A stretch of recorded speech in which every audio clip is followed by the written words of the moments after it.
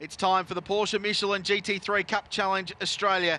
The final race of the weekend, and it's a drag race between Fallon and Leeds down towards turn one. We need to watch out for Cooper Murray and Max Vidal because they're going off the second row of the grid. Max hasn't got a very good start though. Bright yellow and blue Bob Jane T-Mart's car. Huge lock-up. Lewis Leeds on the outside, but he gets it stopped. Turned into turn one.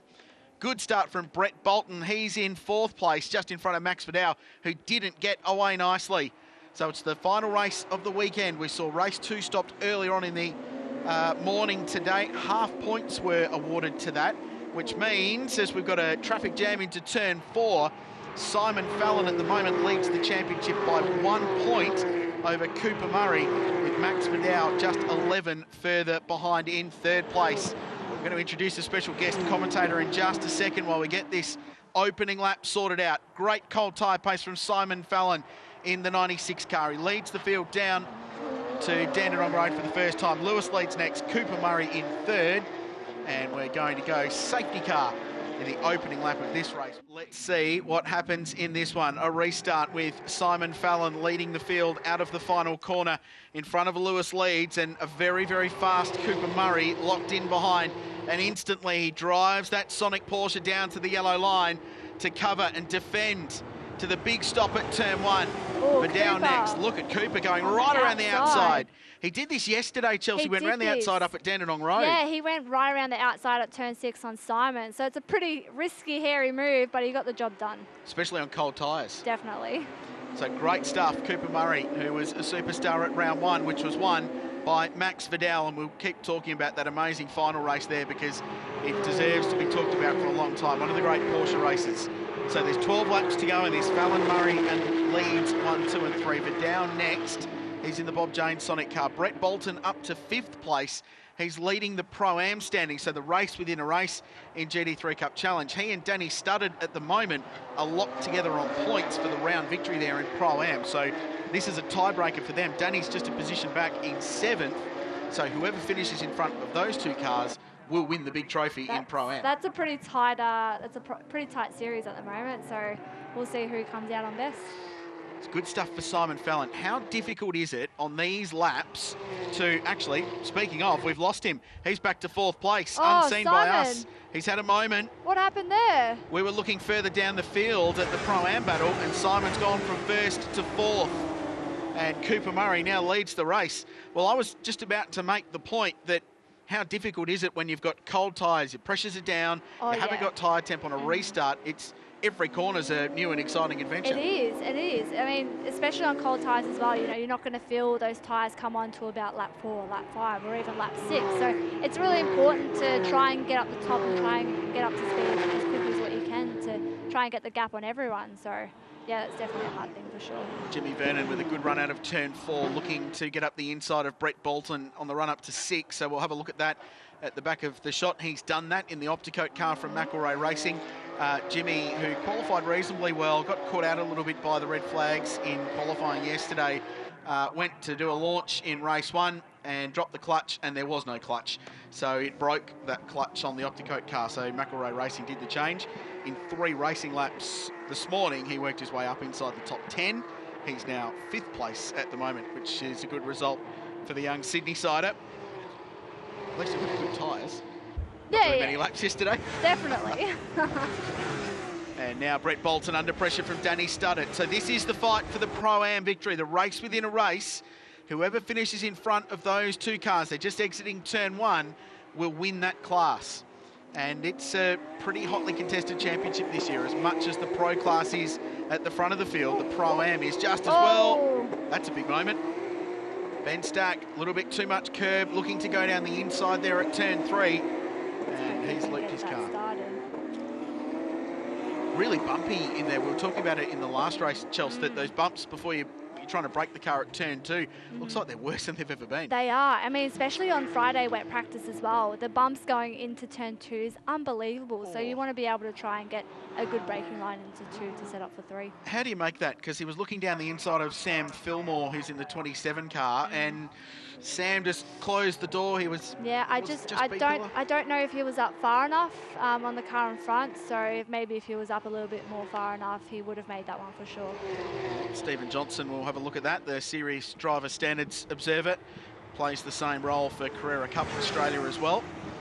Not too long until their next round. They head up to the top end at Hidden Valley, actually the week after we're at Phillip Island for the next round of Porsche Michelin GT3 Cup Challenge. So sublime to the ridiculous. Phillip Island in the middle of winter to Darwin in the middle of winter. There's about 30 degrees difference between the two. That's You've crazy. Raced there. It's definitely crazy because our next round's at Phillip Island. I can guarantee that's definitely going to be a cold one for sure. Good weather for Penguins. Max Sividau has got a really good run now out of turn 4. And Lewis leads in the 23 red racing cars. Had to defend down the inside. Pretty textbook stuff. Nicely. Bit of a wobble getting that car stopped though. He was right on the limit, but a good move. So now he can go out after his little rival from round 1. The teenagers at the front of the field, Murray v Vidal, with Lewis leads back in 3rd place. We touched on it in race 1. If you're wondering why Lewis has got the brightest livery in the world, and we're about to see it now in replay, it's a testament to the sponsor for that car this weekend, Yarra Valley Towing. Kirky, who owns that business, is noted for getting round in the Hawaiian shirt. He's got a bit of a cancer battle on his hands at the moment. I But did see that. Really nice touch for 23 Red to put a Hawaiian shirt on the race car. Yeah, that's nice. In tribute to their mate. It's brilliant. That's awesome. Good work. Here's the fight with Brett Bolton and Danny Studdard. Once again, Brett's in a really good mood. Last night, his business Bold Living won one of the major Australian Home Industry Awards at an awards function. Unreal. Yeah. That's incredible for him. Well done to Brett, one of those guys that balances a successful business and the pressures of running a company and then going car racing's his golf game, I suppose, on the weekend. But does it very, very well. That's always a good game to go to. It beats walking around a paddock chasing a white ball around for me. So this is a good scrap. He's a good driver. The team were wrapped with his launch in race 2 early on. Now, Simon had an off. Yeah, it looks like it. I think he's run that car off at turn 6. And it's missing from where I'm sitting, the little front splitter, the rubber splitter that it has. Clips on under the radiator intakes, and that actually generates quite a little bit of downforce on these cars. Yeah, it definitely does. Having that loss on the front splitter definitely has a lot of that downforce as well. But it also does upset in terms of turn-in as well, because I've definitely come off with a few of the front splitters as well, and it's definitely affected the turn-in. I think he was already missing it. Yeah, it before looks he got like the car turned in, so it's no wonder. So obviously he's struggling to be able to get the car rotated on certain corners. It's just a little rubber strip, and it's designed to peel off if you fire the car off the road because it saves the front bar from damaging the front splitter, but it just creates a whole bunch of understeer when you lose that. Yeah. So that's why the 96 car is struggling. Just check the points for you because I think they were crunching the numbers before, and if he finished 4th, he was still going to be in a reasonable spot to win the round. What he won't want is Jimmy Vernon going through and grabbing that position away. Now, Jimmy's got a better race car than Simon because he's not handicapped by having that damage to the front end. So this is going to be an interesting fight with 7 laps to go. We'll follow that story for you. This is the other story of the round battle with Bolton and Studdard next. What's been the biggest thing you feel like personally you've improved on from round 1 to round 2? Bearing in mind you've done only a little bit of testing before the start of the year. You haven't had a lot of seat time in the last 18 months in your racing career. What's been the change? Have you felt just more comfortable this weekend from where you were at round 1? Yeah, I think so. I think with Taylor and Ben, obviously it was a brand new track for everyone. So going into that weekend and having thoughts that, I haven't raced for 18 months, I haven't done a lot of race starts in these cars before, didn't know what my competition was going to be like. So it's not the ideal way to have those thoughts traveling in your mind. So yes, I was a little bit nervous over that weekend. But we still did a pretty good job for our first round, considering having raced for a while. But we came into Sandown. I came into Sandown knowing that I had a lot of confidence and I was comfortable with everything. I've been here before. I've won races here before. So we came into this weekend, and my goal for the weekend was to be on it on Friday at the top, and we did that successfully. So We came this weekend and just having that confidence and feeling comfortable about the whole weekend definitely makes a difference. And obviously we got unreal race starts as well, so that's definitely been an improvement from Adelaide. You said to me after practice on Friday that you wanted to hit it hard early, and which you felt like you didn't do at the bend, and you were top 3 in the wet practice sessions on Friday. So I think you ticked that box. And that's the main thing too, Richard. I mean, you don't want to come to the end of the weekend and be on it on Sunday where you could have been doing that on Friday, you know. So I definitely achieved those goals that weekend. Battles going on all the way through the field. Christian Pancioni is on the comeback trail in his Class B car, and he's just worked his way past David Gregg. Now this is the Pro-Am battle for the lead and for the round victory. And Brett Bolton hustled wide at turn 1. Danny Studdert goes through, and that's a change of position. 6th and 7th on the road, but the context is bigger than that because it's the big trophy. Oh, Studdert. Oh, wow. That was a big, hairy moment. That's easy to do on the exit there, isn't it? That big curve on the exit. You don't want to take too much of that exit curve because you can get dragged and bogged down and get really close to that wall. So it's quite a fine line to hit that exit curve. So we just caught the end of this as they were braking for turn 1. Front left, yeah. Is that easy to do, to grab that brake down there? Yeah, it is. I mean, you've really got to sort of modulate the brake pressure quite well. You don't want to sort of be on it and off it, on it and off it, because it really upsets the modulation of the brake. So, yeah, I think he's just locked up his front left too much and just gone a bit wide into 1. Well, he'll need to fight back, and Danny Studdert now under pressure. So the bold living car. Meanwhile, at the front, Cooper Murray continues to lead. The gap's come down. 2.7 seconds now, and Maxi Vidal has just set the fastest lap of the race, so he's going out after it. He's only a 10th off the lap record here as well. So the 77 Sonic Motor Racing car has got the eyes on. He's only got 4 laps to try and catch and battle with Cooper Murray, who will be less than keen to hand away a race victory after disappointment early in the weekend when they were squabbling for a spot on the podium in race 1 yesterday. Max Vidal was penalised, 26 seconds for that when Cooper was just squeezed off the road. Were you in front or behind that when it happened? Because I know you got some game. Yeah, no, I was actually behind that incident. So you saw that happen? Yeah, so I was coming P4 at the time, so I had Simon in front of me as well. And I briefly saw the incident, but couldn't tell you exactly what. No, that's fair. What happened was you got 2 free spots out of it. That's and it. Got to P2, so it worked very nicely for you. It did indeed. More battles all the way through the field. It's a hallmark of Porsche racing. Cooper Murray goes through. Max Vidal breaks the lap record. The gap down to 2 seconds now. He's going out after him. I think he's going to run out of laps, but he's going after the leader. 1:11.12 for the Sonic Porsche, chasing down the Ash Seaward Run number 36 car that leads the way. A couple of sensational teenagers who put on a show the opening round of the championship. That's a look through the field, the relative positions where our top half a dozen cars are. 6th and 7th on the road, 1st and 2nd in Pro-Am. And whoever finishes first out of these 2 on the road in this race will win the Pro-Am round. So they were tied on points coming into it. Danny Studdert, who has been getting huge amounts of miles in recent years in Porsche Cup cars especially, as Max gets down the inside of Sam Fillmore, so that's not good position, that's putting him a lap down. Will cost him a little bit of time though, getting lap traffic on that run down the hill especially, a little time in that final sector.